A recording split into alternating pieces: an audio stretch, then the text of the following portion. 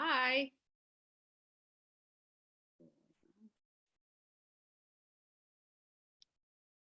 Sure. Working.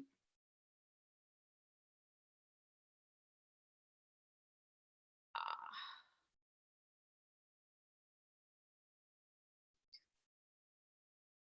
Hello, hello. Can you hear me?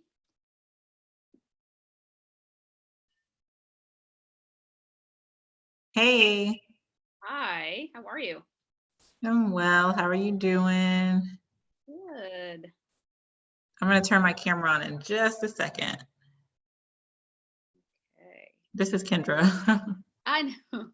Oh, Let's see. Barbara is here. I forgot to actually get a cocktail. I have tea, but it's all good. I do actually have to teach in like an hour, so.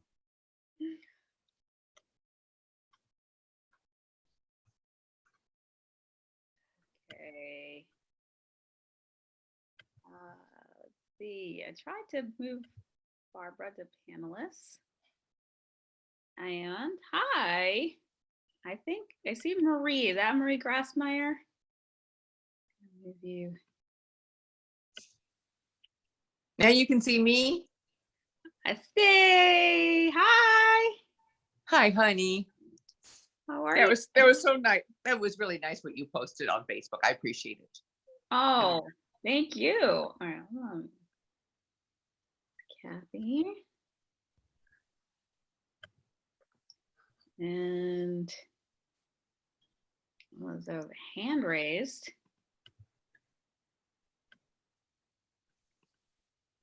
I'm gonna allow you to talk, Pia. That's a question. And I think, is that Marie? Marie, is that Marie Grassmeyer? Yep. Okay. All right. Do you want us to have our audio and our video? There we go. No, that's okay, Pia. Hi. Hi, that was weird.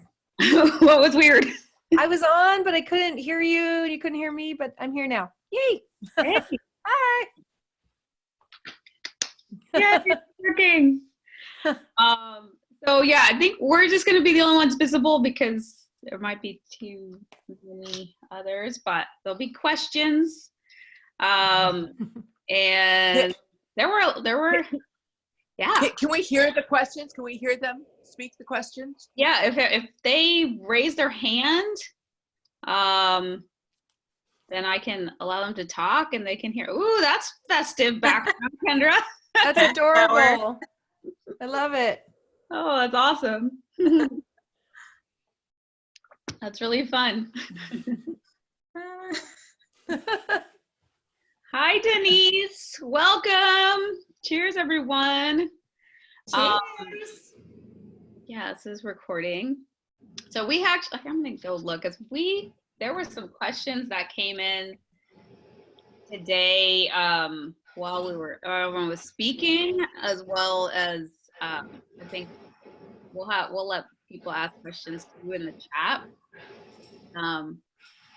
And we'll talk. You guys have your. I have like a tea. Unfortunately, that's all.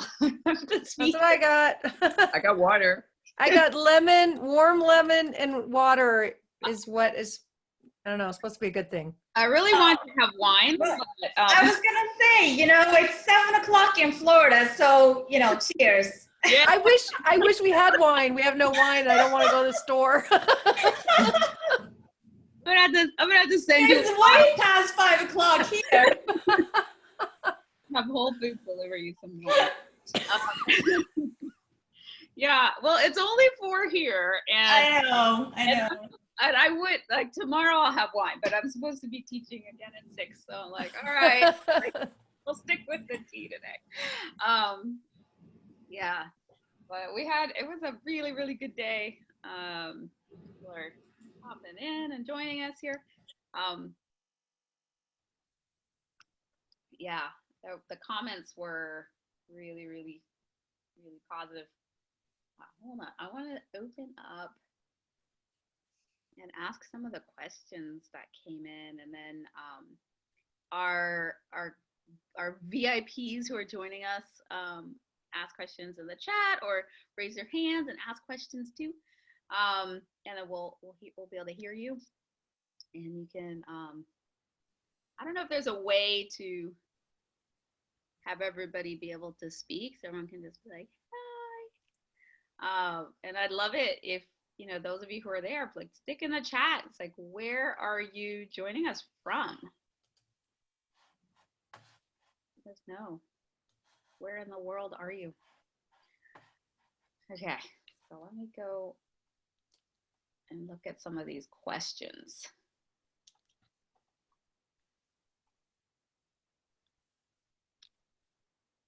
Wow, people from everywhere. Let's see, yeah. Miami, Milwaukee, New Jersey, Vegas. Oh, Welcome to the How to Oh. Survive and I didn't mean to do that.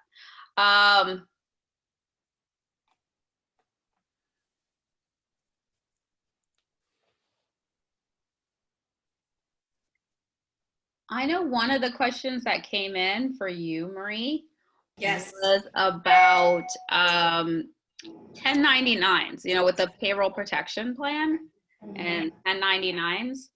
Somebody had asked, like, can I take advantage of that if I just have 1099s and I don't have like employees, W-2s? Yes, you can.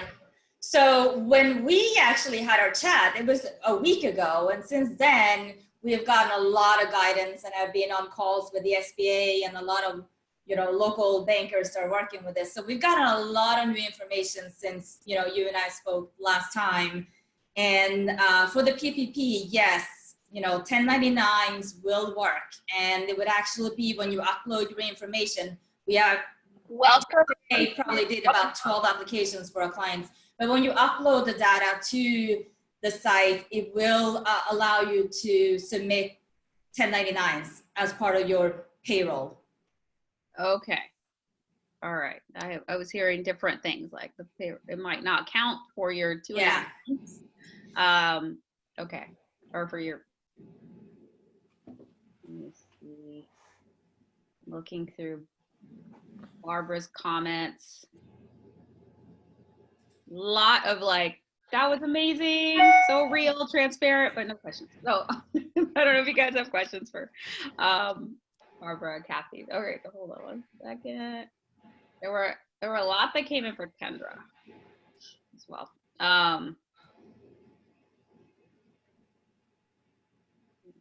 And those, Yeah, bring them on. yeah, bring on. Okay, so Pia said she had questions for Kendra. So do you want here? Yeah, I'm gonna allow you to talk if you want to ask your question. So they can turn their mic on. Yeah, you're Hello, ladies. Thank you so much for allowing me. First of all, thank you for having this. This is awesome. I'm super excited for the next couple days as well. Enjoyed all of your sessions today, but I did have a question for Kendra. I have a property in Vegas that I had a few years ago. It was a vacation property, so we had used it for Airbnb before they changed the rules and pretty much made it illegal to short-term rentals in Clark County. But I do also own property in Phoenix as well as in California. So I was just curious. I mean, I'm not asking for legal advice, but Welcome. I was just curious if you could speak to how that has changed a little bit, or if you have any insight on the kind of Airbnb environment with regards to using some of our properties for the vacation rentals. Yeah, so first off, the great thing about travel nurse rentals is it's hard to find a bad location, whereas when you're thinking about like vacation rentals, you're gonna see that some areas are better than others, right? Like places like DC and LA, like these tourist destinations, you kind of have to pick and choose. But with travel nurse rentals, like wherever there's a hospital, you can find travel nurses for the most part. So you said you have properties in Phoenix and LA, I think that you're looking to do the short-term rentals with, right? And is your question, are you trying to figure out what type of short-term rentals or? Yeah, I a client and an investor partner who has done traveling nurse in the area, and it worked out really well for her. I was curious as to like kind of the Airbnb market, and if you're seeing really in other communities that the landscape is changing with regards to regulation, because like I said, Vegas came down pretty hard on short-term rentals as far as that's concerned. So I don't know if you got, I know you're in Texas and other markets. Yes. Are you seeing that across the board as well? Or is that just because the hotels don't want our competition? Yeah, that is, and you're kind of breaking up a little bit, so I hope I heard you correctly. But yes, the in a lot of different cities, a lot of major cities, hotels are really lobbying against Airbnb, and they are winning. And so cities are kind of cracking down on the short-term rentals, and there are a lot of different stipulations that vary from city to city. So I know Airbnb used to have a site or a page on their site where you could go and see what the regulations were in your city. But I suggest that you Google it and kind of see the up-to-date information if you can't find it on the Airbnb site. But that's the beautiful thing about short-term rentals, though, is you don't have to go with the nightly stays, excuse me, that Airbnb offers. You can do short-term rentals that are like, travel nurse rentals for 3 months. You can do corporate housing and things like that. And so I would say if the regulations in Phoenix and LA, which I don't know them, but if they're really stringent and if they are going to kind of go against what you're trying to do, then look into other short-term rental avenues. But those are two great locations, and there's so many possibilities, especially like I talked about the location rentals. Like people in Phoenix and LA, definitely they're looking for places to shoot films and photo shoots and things like that. So yeah, hopefully that answered your question, but I don't know the specific laws for those two cities. Okay, thank you. And then is there a site for the location rentals in like the LA market, or is there a site in your resources? Yeah, it's called one of the sites that I like is called Peerspace, Peer, like we're peers, Peerspace. And then another site is called, oh gosh, I'm forgetting, I can't think of the name.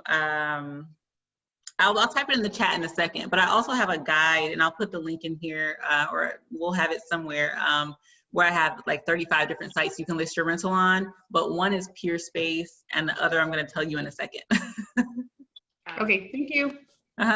Do any of you other ladies have experience in the short-term rental space? There's a lot. I know we have a short-term rental in Big Bear, California, which is not getting any action right now. We've had to kind of close our calendar for rentals there. The city of Big Bear asked to can we keep outsiders out for now, because we don't really can't handle an outbreak. Normally they're like, we love our tourists, but right now please don't come.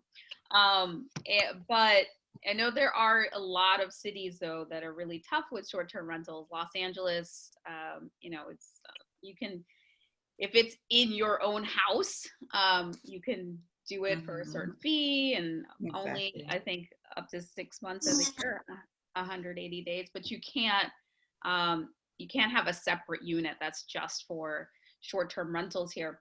And there are a lot of markets that are like that as well. So a lot of the things that Kendra was talking about in terms of having all these different exit strategies and different ways that you can use your properties is important. So whenever you're getting a short-term rental, I think you want to ask yourself, well, what would happen if I couldn't use this as an Airbnb? And if the numbers still work, or if you have other exit, with different strategies, then go for it. But if not, then you may not want to buy there. That's the key. I think a lot of people are in trouble now because they bought a rental looking at the Airbnb numbers. With Airbnb, you're going to make up to 3 times more than that long-term rental number, right? And so people were buying with that Airbnb number in mind, but now without Airbnb, they can't pay the mortgage or whatever, and so it's putting them in a hard predicament. So whenever you're buying, definitely buy with the lowest possible rental income you can make in mind and see if you could survive with that, and just hope that you're going to get that Airbnb money. Yeah. That's the way I always saw it, is if you're buying a vacation rental for yourself, but you want a little extra money to help with that could be one way. Or like, Monique, you're saying that you can rent out a room or guest house and in your own home and help pay that off. But I agree. I've seen people buy, lots and lots of Airbnbs in vacation areas that are now just shut down, right? So you need that backup plan. Yeah. Although, so Marie was talking about CARES Act and some of the things that you can look into, and there is help for real estate businesses. We're considered small businesses, so she talked about like the mortgage assistance and different things that we could tap into, that you could tap into if you have an Airbnb that is just shut down because of this COVID-19 stuff. Mm-hmm.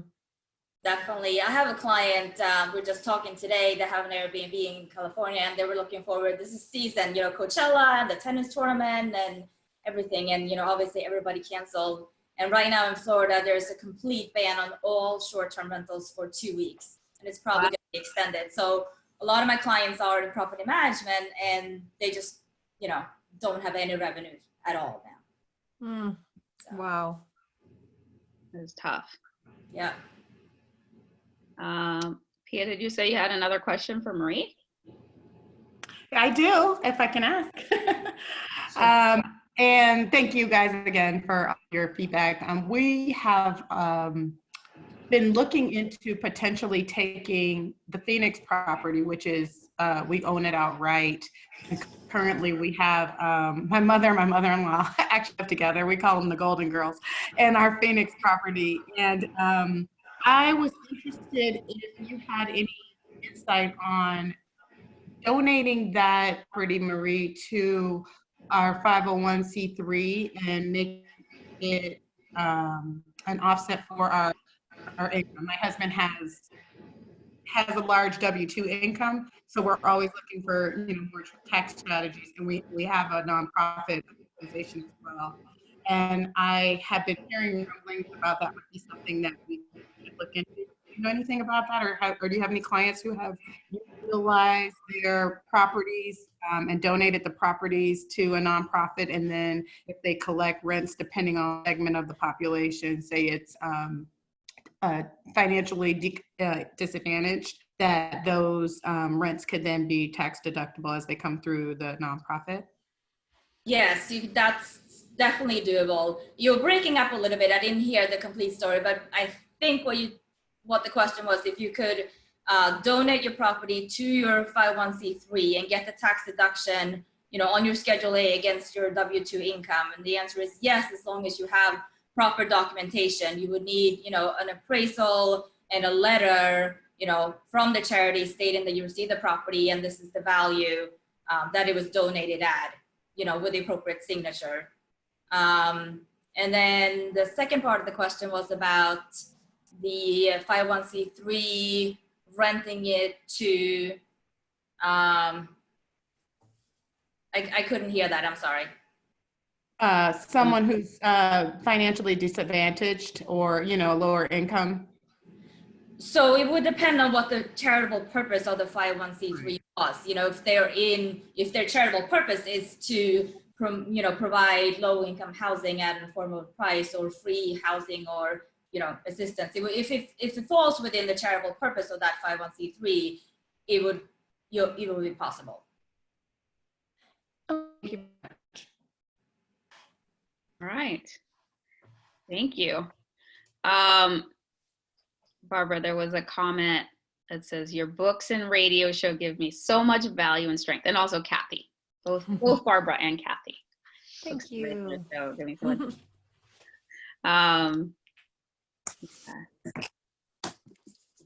Yeah, let's see what other questions I saw. So there was a question that came in. What things do you do to protect yourself in your real estate ventures? And I feel like that's probably a pretty good question for everybody to answer. What are some of the things that you do? And it says you're protecting yourself. So I'm guessing maybe that's in liability ways, maybe financially and I don't know, from legal, like protect yourself from paying too much taxes, protect yourself from like legal liability. I'm not sure. But how would you each answer that? I mean, when it comes to properties, then it would be, we usually keep ours in an LLC, limited liability company, have proper insurance for, regular liability insurance on the properties. And I mean, those are the big two. And as far as a real estate company, then there's a whole bunch to that. So I assume she's talking about properties. Yeah, Yeah. like with your real estate ventures. Mhm. So yeah, I mean, generally it's your entity. Like, how are you buying it? Your entities can give you liability protection, and then insurance is super important. And then you can protect yourself in certain ways by the the sources of funds. So if it's like a kind of like a business credit versus personal credit, sometimes that can be protective as well. I mean, those are the main ones. I don't know if Someone said the question was for me about rent. That was pertaining to renting my home space. Okay, so you mean protecting, like, I think when I was talking to you, we were talking about how I rented out a room in my house before. So protecting us, like, so someone doesn't come in and harm us. Got it. Oh yeah, that makes sense. So a few different things. One, for Airbnb specifically, you are backed for up to $1 million. I don't know if they've changed that, because they do change things from time to time, but you're back up to $1 million in damages. And so we never had any damages when we rented out a room in our house, but we did have damages one time renting out a rental property, and it was such an easy claims process. So that's that. And then as far as protecting ourselves from harm, prayer, but beyond that, you screen the tenants. I mean, you screen the Airbnb guests. You are able to look at their reviews and things like that. And if anything felt off, I mean, like, at the end of the day, you have the power to accept and deny whoever you want to come, especially since it is your home. And so we never had any issues. And I know people who rented space in their home for a long time and are completely fine. So hopefully that answered. But there's an Airbnb claims procedure that will protect you, and then you can protect yourself by just having the power to use your own discernment on who you allow to stay. There was a question that came in for Kathy from Janice. How did you get started syndicating to develop subdivisions? Totally and completely by accident. And it was in the last downturn. So this is a really good time for people, as I mentioned earlier, to understand syndication, because there will be opportunity to do what I did in 2009, again, by accident. But I did have the Real Wealth Show back then, and we were doing monthly events, and we didn't have the following we have now, but I was on a radio station in San Francisco. So I was known in that area. And so I think the key for me was that I had built, so I started that show in 2003. So by 2009, I had about 6 years of, I'd been a mortgage broker. So I had a clientele. We were putting on what are now meetups, but they were just events monthly, like RIAs back then, and creating a lot of value for those people. So we were constantly educating and bringing in the latest information and building relationship. So in 2009, when everything fell apart and I'd been doing mortgages and had been selling new homes in Texas to our members. And then, wow, it's kind of like this, like, okay, no one's building new homes, like there was foreclosures everywhere. And we really had to learn how to turn the ship quickly. And I think that's what people are going to have to learn also, is that what worked in the last 10 years is it may not work in the next 10.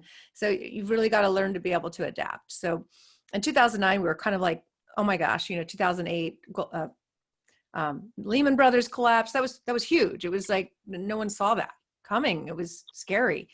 And so trying to find your footing, which is, I think, what people are going to experience right now, is like, how do you find your footing in this moving world? So at the time, somebody who had been following the Real Wealth Show just called and said, have you ever bought distressed property? And I had not, because I didn't go through a distressed time. I started real estate in 2000, well, actually 97. So all I experienced was 97 to 2007 of up cycle. So I didn't know a down cycle. So no, I didn't know anything about distressed property. And so this person said, well, I have a developer who every single time there's a downturn, he is the person the banks call to unload the properties that they don't know what to do with. So in the past, banks, especially in commercial loans, and you're going to see this, they are required, or at least have been, anything can change, but if the borrower is not paying, they have to foreclose. And that's what happened. So there were land developments, the asset class that may have gotten hit the hardest. People talk a lot about single family foreclosures, but I'll tell you what, land and development and subdivisions, that got wiped out. And land was so cheap at the time because nobody wanted it, because what would you need land for? To build houses when there was foreclosures everywhere. So builders just stopped. But this developer, who was a friend of the guy who listened to the show, said, he's always the one the asset managers call because they don't know what to do with these half-built subdivisions. And he's like, do you know how to raise money? And I said, I no, I've never done that. And he said, well, we can get 27 almost finished townhomes in Portland for $3 million when there was at least 20 million that had been, there was a $13 million loan and they were 70% built. And then the financing just disappeared, which again, that may be in our future. For certainly we're seeing already some financing just completely disappearing right now. So that's what happened. And there was no financing. So the only thing you could do was cash. So again, at the time, I didn't know, there was no classes on this. I didn't know what I was doing. I just sent out an email and said, is anybody interested in helping me buy these 27 townhomes for $3 million? And we had commitments within an hour. And then one very kind person said, I hate to break this to you, but you can't do it this way. You need to actually hire an SEC attorney, and you actually need to have a PPM and an operating agreement. And that's when I learned.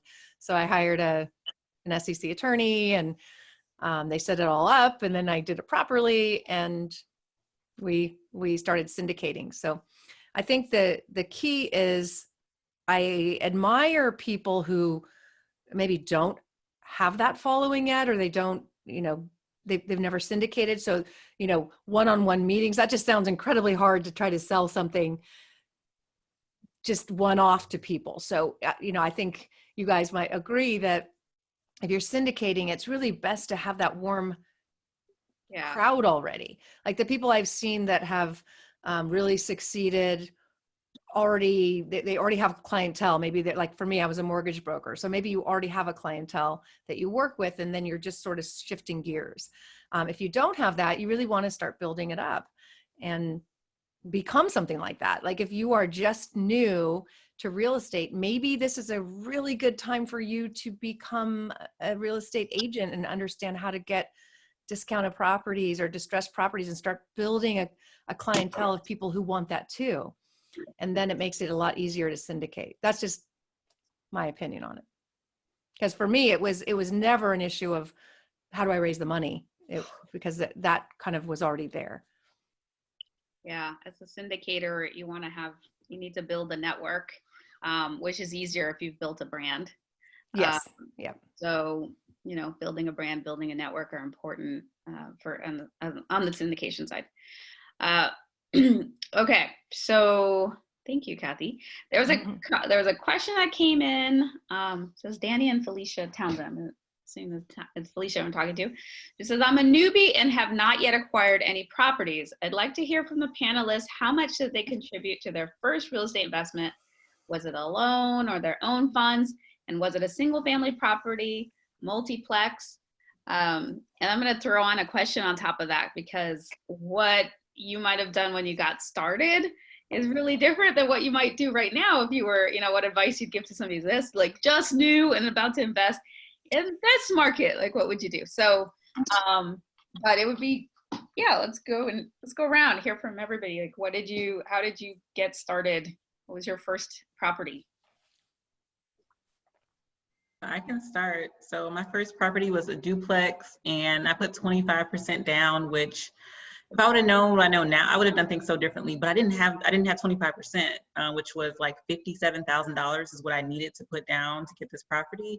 And so we actually ended up borrowing, my husband and I, we borrowed the money from our retirement, which is so controversial because some people, money gurus, will say, oh, it's so risky, you shouldn't do it. So I would urge you, if you ever borrow money from your retirement, to speak with a financial advisor and make sure it makes sense for you. We didn't know any other way. We really wanted to get into real estate investing. We needed $57,000. Who has that much money just lying around, right? And we borrowed it from our retirement. Thankfully, we made more money using that money on that rental property than it was making in our retirement account. And now we're both retired. I retired at the age of 32 by, creating wealth for myself with real estate investing. So I didn't really need that retirement, so to speak, that my government job had afforded me. But yeah, I would have house hacked. I know Monique is a fan of house hacking too. And if you're not familiar with house hacking, basically buying a multi-unit building, living in one unit and renting out the other. If I would have known about it then, I would have done that. And instead of having to spend 25% to get into that property, I would have put down the 3.5%, lived in there for a year and just kept it moving. But yeah, that was our first property. Yeah, mine was a house hack. It was kind of accidental. I didn't necessarily mean to do that, but I was trying to get a duplex with a friend, but the original plan was that he would live on one side, I'd live on the other side. And instead of finding a property with two equal sides, we ended up finding this beautiful old Craftsman that had one much bigger unit and a smaller unit, and then a converted garage in the back that was another unit. And so we each took a bedroom in the larger unit, rented out our 2-bedroom, rented out the back house, rented out even our basement to a friend. And we house hacked before I knew that was a thing. So all of our tenants were paying all of our expenses. And I went, that's cool. That's really nice, because that wasn't necessarily what I went in to do. But we did have to have the down payment, and this was LA and it's expensive. So it was like I think we paid 10% down on a $715,000 property. And so that's how we got into the game for that first deal. Yeah, me too. Our first was a big house that could be turned into a 4-plex, which was kind of crazy, but it was like a 7-bedroom house and had like an in-law unit and then a separate office that had a bathroom. So we put a kitchen in, and then the master had all these were like separate units, and we just kind of turned this huge house into a 4-plex, and we lived in the nicest part. And we ended up having actually friends live there that had kids. So it was kind of like a commune in a way, because one of our friends was a musician and he had to work every night in bars, playing music, and we'd watch his kid, and then, we would go. So it just ended up being really a nice way to live. But also in that time, all these people were basically paying off our mortgage for us. So that's a great way to do it. But I will say, you're really starting at an awesome time. Like right now, learn. You have time. I wouldn't rush into anything right now. We don't know where things are headed. But there's a chance you might be able to buy things for cheaper soon. So, and if that's not the case, I don't think prices are going to just kind of like take off and go up. So I wouldn't rush to do anything. I would spend this time to really learn a lot, learn everything you can. And then, yeah, you're really literally entering at the perfect time when you're ready, which I don't know what y'all think, but it wouldn't be maybe right now, but in Very 2 months or 6 months, We'll see. We're gonna let things kind of settle a little. It's a little crazy out there, at least for the next 2 weeks. Just let's see what's going on out there. Don't buy anything before you leave the house. Don't buy now. I would wait a little longer than 2 weeks, but Right. yes. You can leave the house. Like, definitely don't. Yeah, don't leave the house. Although I did close a deal last week, but it's in the works before. But so yeah, right now it's probably not the best time to be buying soon. So this is a great time, and Barbara was talking about this on her in her interviews, like just like you want to, this is a time to like get real clear, like you're inside the house, but like really going inside and figuring out what you want. As Kendra was talking about, like what's your end goal? Like where do you know what's your financial goal? What's the number goal? Like where do you want it? Where do you want your real estate to take you? And then you can work backwards from there. But this is a great time to sort of dream about things and then start, you know, about where you want to go, and then start studying about how you might want to get there in that way. So Marie, you're a real Time estate to get organized, to get your affairs in order. You know, all the things that you never have time to do. You know, it's a good time to do that. Your financial affairs, you know, your, everything really. And just to answer that question, like a lot of other people, my first rental was the condo that my husband and I had bought as, first home. And then, when we bought our single family home, we rented out the condo. So I think a lot of people start like that. It's an easy way to do it. And cash flow was great, paid all the expenses, and then we just kept going. So we kept all our, original houses that we lived in. And since then, all our investments have really been cash. I like leverage. I can see how that works for you. My husband likes, and this is the ones we own in our, personal LLCs. He likes cash. So that's what we do. He's in commercial real estate, and for a long time here, there was no inventory. There were tons of buyers with, millions of dollars wanted to spend in Naples and Fort Myers and Sarasota, but no inventory. And, obviously right now, nothing is happening. But if everyone just sits back, I think there's going to be some really, really good buying opportunities in the future. Especially people that, was highly leveraged. Yeah. So we'll see. not have set their businesses up so well, so who won't be able to sustain this closure. Yeah. There will be opportunity. Well, plus there's absolutely no lending right now for very little for jumbo loans. I mean, higher priced homes. There's just no loans right now. So I see that coming. I don't know how prices could sustain in that environment. Either. Barbara, if you're still with us, I know you were talking today about how you used your real estate that you had helped you survive this tax crisis. I don't know how did you get your first properties? Oh, I'm gonna tell you, because I'm probably not your average. So I'm not a real estate professional, but so I came from a wealthy family, and so I had an inheritance till my ex-husband lost it all gambling. But so my father was a brilliant in real estate, so he bought commercial properties, and he bought triple net leases, because he always said, I don't want to be a property manager. So we had all these great 10% triple net leases. And then my husband lost all my money, almost all of it, except for he lost everything, but the properties he couldn't get to. And so I used those properties, the income from those properties, to start investing and build my wealth back up again. And then my next real estate was when my daughter had a baby, and she lives in Lake Tahoe 15 years ago. I bought a rental house, and I'd be there to be with my little baby grandson, who's now 15. And then I'd rent it out. And I didn't have a good experience with renting, because the skiers would come up there and they'd stay there for the weekend or a week. And man, they trashed the house. They just trashed it little bits at a time. So I took it off the rental. It's no more rental. Yeah, owning property and being a property manager are very different jobs. So, property management is not my favorite either, but a good property manager is worth their weight in gold, I think. So I still have two properties, I still have three properties, and I have a manager who does that. Definitely, I do not want to deal with that. Yeah, pretty much everything we have is third party, managed. And I like that. But we still have a duplex in LA that I manage myself. All right, so we asked, can you also share 3 mistakes that you made starting out in your journey and how you overcame them?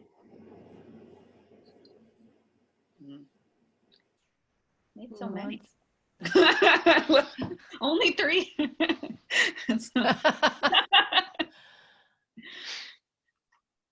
Kathy. Sure. Oh, yeah. Let's see. The first ones.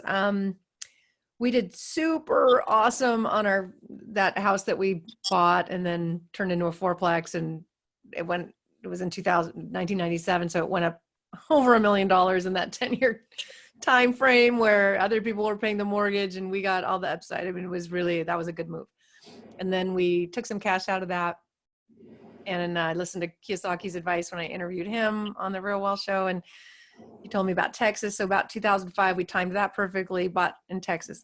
And then I thought I was brilliant, so here I was in a up market and I had people like Kiyosaki giving me advice, and I followed it and it was spot on. So then I thought, well, I can't make a mistake. Then I'm so good at this.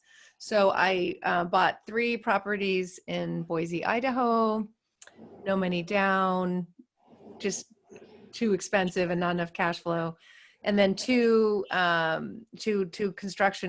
homes in Tennessee on construction loans that were short term. And that's when, the plug got pulled and there was no more financing. So we couldn't refi out of the construction loan on the Tennessee properties. There was no money. It was like, a lot of people don't understand that they're about to, that liquidity can just disappear. And that's what happened. So it was like, there was unlimited loans. I was a mortgage broker. I could literally fill out some paperwork and get a loan. That's how easy it was. And then all of a sudden, nothing. So we couldn't get out of these construction loans. We had to literally just hand the keys back to the bank. It wasn't that painful because it was no money down loans back then. And then Boise, we had refied our house that made so much money to buy the Boise homes. And that it was just, and I self-managed and I was horrible at that.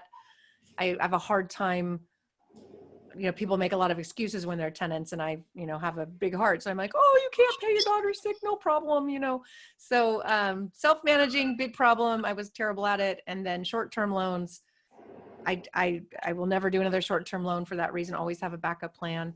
And then, follow the guidelines that I knew and was teaching everybody else, which is follow the jobs, follow the people, stay in larger markets where there's a big rental pool. But instead I went to Boise, Idaho that had 350,000 people and 2 employers. And after the recession, there was down to 1. So always, like, for me, if you're buying rental properties, I personally like larger markets that have a larger pool of renters and a larger pool of employers. Yeah. That was one of our properties that didn't do as well. Thank God the market was like on an upswing. So it's very forgiving. It was, for the past few years. It's not going to be quite so forgiving right now, but being in a market that's too small. And so, for us, that was Albuquerque, which, it was just really hard to raise rents. And it was also but what was really, really hard was finding good property managers. And your deal will only be as good as your team. And your property manager will make your deal or they will break it and they will send it sinking down. So and that could be a problem if you're you're probably managing yourself and you're bad too, but it's just like, you need a great property manager. They're running the deal. And so it was really, really tough. On paper, we had done everything right, but it was really hard to make it work. Luckily, thank goodness, we found this 1031 exchange buyer from California who was willing to pay like a 4 cap on like C-class property in Albuquerque. He had to. So, which is like an insane price, but we weren't complaining, and we got out, profitable investors. Everyone was happy, but it was a really tough couple years because the market wasn't strong enough, and and it was very hard to find the team. So like, generally, a lot of our issues have been on not having the right team members. And so it's really important who you're working with and making sure you're working with the best. And then generally, like bigger markets will have more, you'll have more choice, and you know, more likely to have people in bigger markets. So yeah, having the right market, having the right team, and you know, those have been our, generally those are like the biggest mistakes that we've made. I think there's a third one, but usually it's like a variation of that. In terms of the mistakes we've made, and then I guess you can be too optimistic as well. You know, so really, you know, after that, we just started expecting things to. We became a lot less optimistic about what was possible, and then we were also seeing that there was going to be a recession coming really soon, so we started to get much more conservative with how we were investing. I didn't expect it to be this bad and dramatic, but I knew that it was coming. So I think a lot of people who just kept thinking it'd be rosy forever, that's a bad mistake. So I think, yeah, those have been the main ones. I don't know if you see, there's a new question in the Q&A tab too. Okay, I'll look at that. And if other ones you want to share some mistakes? Sure. Well, mistake number 1 and 2 for me has to do with seller financing that we did on like an Orange Grove property. It was the first owner financing that we've ever done, and obviously I didn't know much about it, and I didn't do the proper due diligence at all. So number 1, You were financing the buyer. Yes, Okay. you are. And, you know, I should have hired an attorney that was familiar with Orange Groves and with land and owner financing prior to drafting all these documents myself. And not doing my due diligence. And mistake number 2 with that was that I was naive and trustworthy. I trusted the buyers. They seemed like really nice people, and they seemed like honest people, and turned out that they weren't. So yeah, due diligence, and just don't trust anyone that, you know, seemed trustworthy. You know, I guess they go hand in hand. So that was a good learning experience, actually. Trust but verify. Yes. And number 3, whenever you do real estate investment, you know, in LLC or another entity with other partners, and especially family members, make sure you have an operating agreement. Because even though you do trust these people, things can get ugly very quickly. And when it does, if you don't have that operating agreement, it's not good. So yeah, learn that the hard way too. That is such good advice. So a lot of people would think, okay, I'm going to work with my, you know, sibling, my best friend, my whatever. And we don't need a contract because what could go wrong? And like the people that you love, like the more you love them, the more important it is that you have a contract. Exactly. Yes. Some things always go wrong. And it's just like life happens. And so you want to have thought about that when you still love each other. And yes. You know, you sort of work through what happens when there's like, when the hiccups happen, because they'll always happen. But if you haven't thought about that before, then when you're in the middle of it and tempers are up or whatever, then that causes friction. And that's where relationships go to die. So the more you love this person. And it's sad. It's very sad when that happens, but it does happen. I see it all the time. So yeah, it's the more you love them, the more important it is to have that conversation and in contract written form beforehand. Contracts save relationships. It doesn't mean you're not trusting them. It means you're trying to head off conflicts at the pass.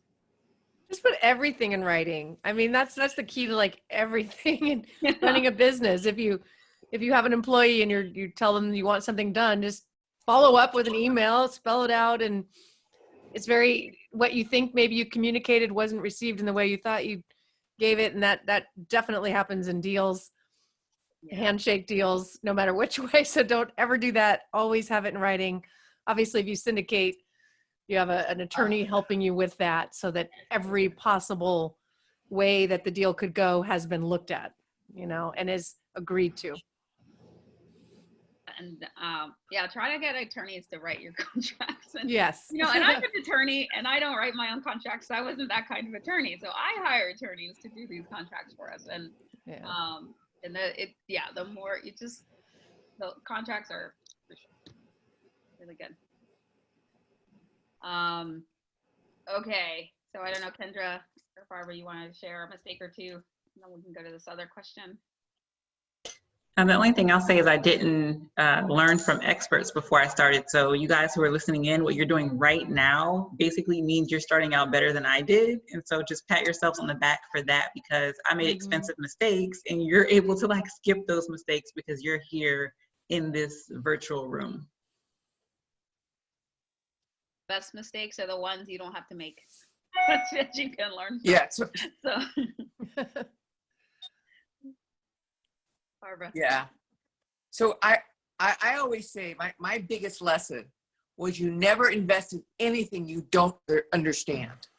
That's just my rule. If I don't understand it, I don't invest in it. And I learned that because I was investing in things I didn't understand, and it never worked out. And also, my second rule is don't make decisions based on emotions, like fear or excitement, even love. It's either greed or when the market tumbles like it's tumbling now, don't let your emotions make your decisions. This is not a time to sell. When the market goes up, it's not a time to buy either. You have to really think it through and understand what's happening.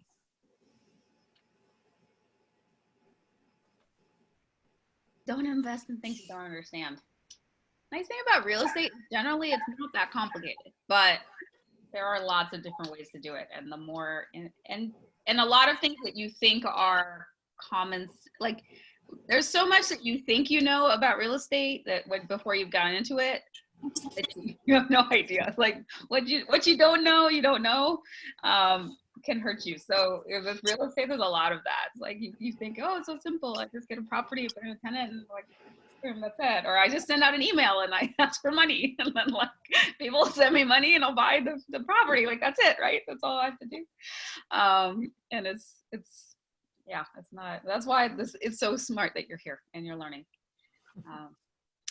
Okay, so we got I guess this one's for Kendra. We currently manage several short-term rentals and are scaling up to property management systems. Do you use any short-term rental management tools for requests, communications, operations, calendar management, etc.? Also, do you get any direct bookings from a personal website, or all of your bookings from Airbnb or other travel websites? So when I was doing Airbnb, I only used that platform to manage everything. But now that I'm doing travel nurse rentals, I use Furnished Finder to find the travel nurses, but it's not like Airbnb at all. They do not facilitate anything. It's basically a matchmaking service, if you will. But you have to then take it outside of that platform to facilitate the payment and all of those things. And so for that, you have to create your own systems. I use Avail, avail.co. I'll put that website here in the chat. That's what I use because I self-manage, or my husband and I self-manage our rentals. And so I know we're insane, but basically you can create leases, you can have maintenance requests, everything, anything and everything you need to do, you can do with Avail. There's also Cozy, that's COZY.co. There's Tenant Cloud, all these different, apps and things you can use. But Avail is my favorite. It's the most modern. It has the most functionality and features.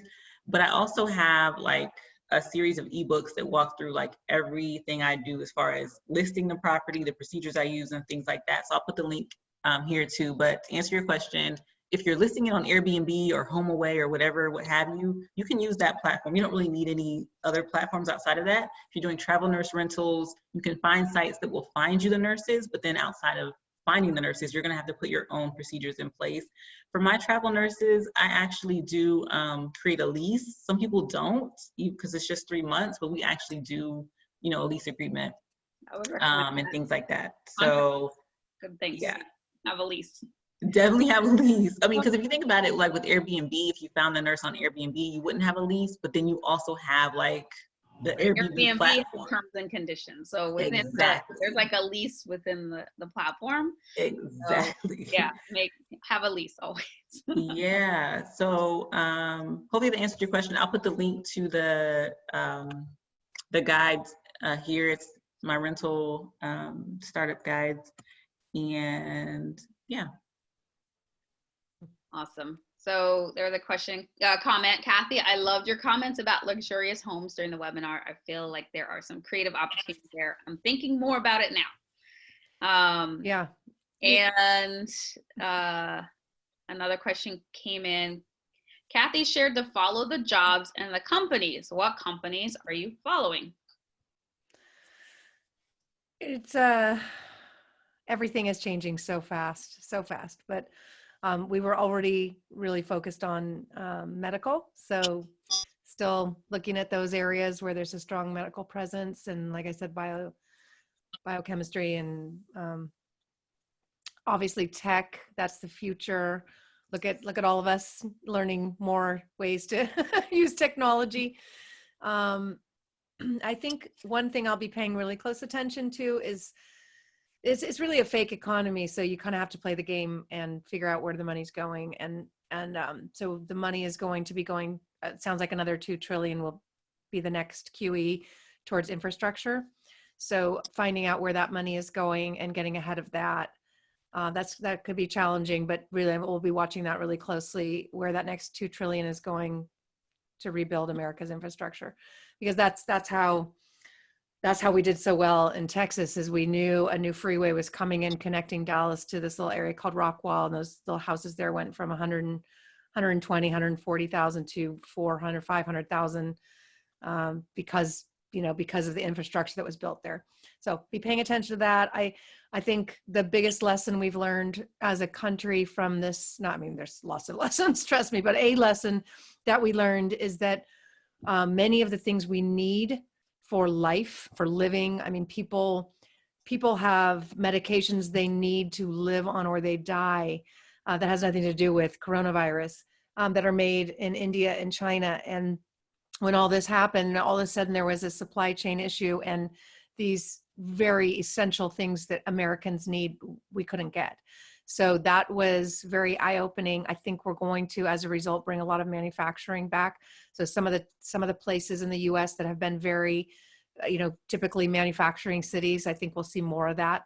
And I will be paying attention to that. What will we be bringing back to the U.S. as a result of like never wanting to be in a situation where we don't have toilet paper or whatever, So I can't say for sure what it's going to be. It's changing all the time. But what we do know is that there will be incredible opportunity. Like I said, commercial loans, non-QM loans, jumbo loans, they're gone. So what does that mean for the real estate tied to that? And I don't mean all commercial loans are gone, but the liquidity right now is not there. So that will affect those markets. So even if it's not necessarily the jobs of the future, if you get real estate for super cheap, just because of those kinds of factors, that will be something to look at as well. What we look at is not so much company specific, although, when like Amazon went someplace and they were going to bring billions of dollars and 25,000 jobs, like that's Yeah. game changing for a market. But generally speaking, what we look at are like a robust and diverse market. So Yes. you don't want one big company or two big companies. You want several large corporations and different industries and represented. So, it's not likely that medical will be that's managed. Like people will always get sick and whatever, but you don't want like a one industry town, whether that industry is like steel or coal or whoever knows what's going to die next. Like you want it multiple industries multiple corporations, and the more of that you have, the stronger and more resilient that market is. But it's important, especially in terms of like the sub markets in that, like, it's like, okay, so I'm going to go like Atlanta, because there's a lot of different types of industries, and it's very robust, but where in Atlanta am I going? And then you can pay attention to what are infrastructure projects that are happening, or maybe there's a new Target that's opening up, and then right around that might be good, or there's certain things that will be coming, or there's a new mall that I don't know about malls, but whatever, there's some major infrastructure project that's coming in. And especially if you're looking at these big stores. So if Target decides they're going to build something someplace, they have like teams of analysts that have spent, that are studying the market, studying the demographics, studying, everything. And then they've decided that that's a place that's growing, and they want to put their presence there.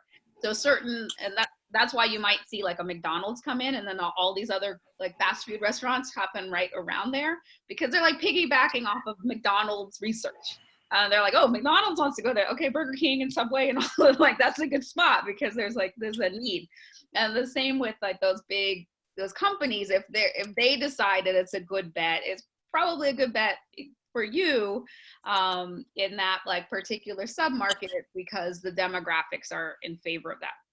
So you can use those types of that as shortcuts. I totally agree what you said about diversification, because one of the things at Singularity University they mentioned is, the world is going to be so different in 5 years or less, I don't know, so over the next decade for sure, with just technological changes that were already planned. And one of them that you just mentioned is at Singularity, they said there's going to be less need for hospitals. Hospitals will really be for the very, very sick, because you will literally have your robot nurse that can read everything about you and know exactly what you need better than a doctor could know, because it's got your whole history and could read your vitals. I mean, the things that are coming are mind blowing and not anything we've experienced before. So what matters probably more than anything is staying on top of new developments, new technology changes. What will not be. This is going to be a very different world in 10 years, in my opinion. Sure. So Diversification for sure, because if you're at a hospital city, like I said, Cleveland there is more diversification, but there may not. That's one of the things they said. There may not be a need for so many hospitals in the future. Yeah. Good question. So Barbara, there was a comment for you. Sacred Success is my Bible. I stole the copy from the library because I had to write in the margins and do the activities immediately. I later bought a replacement for the library and one for my 3 favorite girlfriends. Yeah, I love that. Oh, that's so sweet. Thank you. I love the new idea of travel nursing. It also aligns with my goals of helping people explore new places. We love Cozy too. And there's love for your website, Kendra. And somebody asked, do you also invest in land, or do you mainly stick to properties? We were, like I said, we were buying land when it was super cheap. We're opportunists. So when land was 10 cents on the dollar, we were buying it. I think now would not be the time to buy land, unless it's maybe farmland and like a working farm, because like I said, we're realizing that we need to produce more things in America. But now I probably wouldn't invest in land right now. So that's really interesting that you're saying that, because tomorrow I'm having Michelle Bosch is going to come and speak, and she is a land investor. So she has a very, very interesting, very smart strategy. She's brilliant. She's brilliant. So she's you'll hear all about it tomorrow, but she's figured out ways to buy land and make land cash flow. So she's not buying land to develop it. She buys land and generally she'll buy it and flip it. So maybe to a neighbor. So you can get land for very cheap. Yeah. Land you often get, depending on the land, but if land's sitting there, people, like maybe somebody's died and somebody inherits it and they're like, I don't want this land. Like, what are we gonna do with this land? That happened in my own family. My uncle had died with all of this land, and like he couldn't nobody would take it. I was like, I wish I'd known about it then. Like, you know, what I know now, I would have happily taken it, but nobody was like, I don't want that land. Like, what am I gonna do with the land? I have to pay taxes on the land. So people don't want the land. They're willing to give away land for very cheap often. Yeah, if you can get it cheap, for sure. Yeah. And Michelle's got that. Yeah. Yeah, she has these strategies. Brilliant. Like, okay, what is land that you can then resell, and like, you know, find likely people that want it, and then you can sell or finance the land. And so they'll give you a down payment, which is often like what you paid for the land, and they're paying you every month on this land. So it's genius. And then there's always land. So her strategy is shifted now versus like what she was looking for, you know, maybe a month or two ago, because there's certain like recreational land that would have sold well a couple years, you know, months ago, that now people are probably going to buy land just for recreational purposes. But there are other types of land that's like there will be a demand for always. So yeah, tune in for that, and you can find all about land, and then you can ask her questions about it tomorrow, because she's like the queen of land investing. But I personally, I just buy buildings. I think all of us here just have buildings, not land. Okay. Kendra, you said you're not opposed to investing in land. Yeah. Listen to Michelle. You're going to be like, I should maybe look into Yeah. that. Yeah. Michelle's got her way of. That's right. It depends on the land. Yeah, what you could do Yeah. with it. If you're just holding land that does not creating any income, then Land bank is not smart, but the way she does it, yeah, she's like she's making. $3,000 a month on land. Yeah, $3,000 a month on land. It's crazy. yeah. So it's pretty genius. Okay. Oh my goodness, we're at the hour. I can't believe that went really fast. That was really fun. So thank you, ladies. Thank you. Thank you so much. Thanks everyone for coming. So Thank you. amazing end to a great first day. See y'all soon. Bye. Take care, everyone. Bye. Cheers.